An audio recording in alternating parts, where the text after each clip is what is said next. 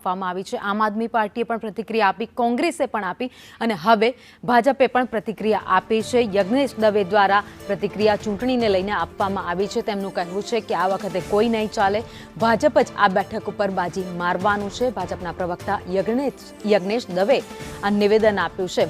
તેમણે કહ્યું કે કડી અને વિસાવદર બેઠક ઉપર ભાજપની જીત અત્યારથી જ નિશ્ચિત છે।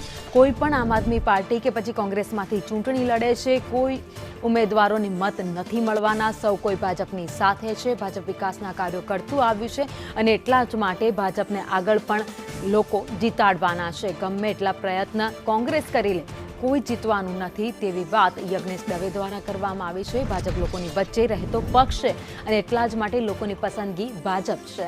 વિસાવદર બેઠક પર ભાજપનો વિજય થશે।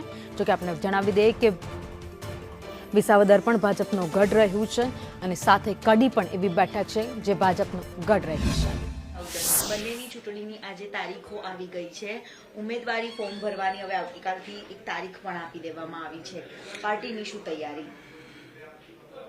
કડી અને વિસાવદરની ચૂંટણી 19 તારીખે જાહેર કરી છે ચૂંટણી પંચ દ્વારા। પાર્ટી એ સતત ચૂંટણી મોડમાં રહેતી પાર્ટી છે। ભારતીય જનતા પાર્ટીનો કાર્યકર્તા હોય કે પક્ષ હોય, એ સતત પ્રજાની વચ્ચે રહેતા પક્ષ અને કાર્યકર્તા છે।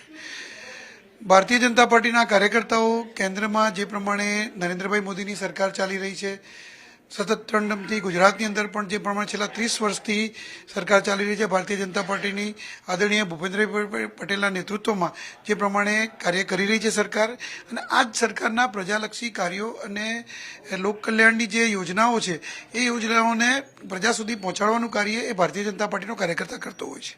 અને જેના જ કારણે ભારતીય જનતા પાર્ટીને પ્રજા પસંદ કરતી હોય છે, મતદારો પણ પસંદ કરતા હોય છે। અને આ ભારતીય જનતા પાર્ટીના ક્યારે પણ બીજા પક્ષની જેમ ચૂંટણી આવે એટલે તૈયારી કરવાની, ચૂંટણી આવે એટલે દોડવાનું એવું નથી હોતું, પરંતુ ભારતીય જનતા પાર્ટીનો કાર્યકર્તા એ સતત પ્રજાની વચ્ચે રહેતો કાર્યકર્તા છે।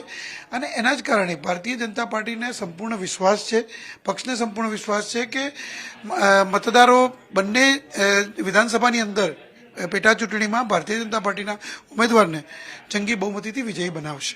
વિસાવદર ખૂબ ચર્ચાનો વિષય બનેલી છે અને હર્ષદ રીપડિયાનું પણ એક નિવેદન આવ્યું છે કે જો પાર્ટી મને વિશ્વાસ મારા ઉપર કરશે તો જીત જરૂર અપાવીશ, એવું એક સ્ટેટમેન્ટ પણ આવ્યું છે। ભારતીય જનતા પાર્ટીના કાર્યકર્તા છે, દરેકને ચૂંટણીમાં ટિકિટ માંગવાનો અધિકાર છે, પરંતુ પક્ષ નક્કી કરે એ વ્યક્તિને ચૂંટવા માટે ભારતીય જનતા પાર્ટીના દરેક કાર્યકર્તાઓ અને મતદારો સજ્જ થતા હોય છે।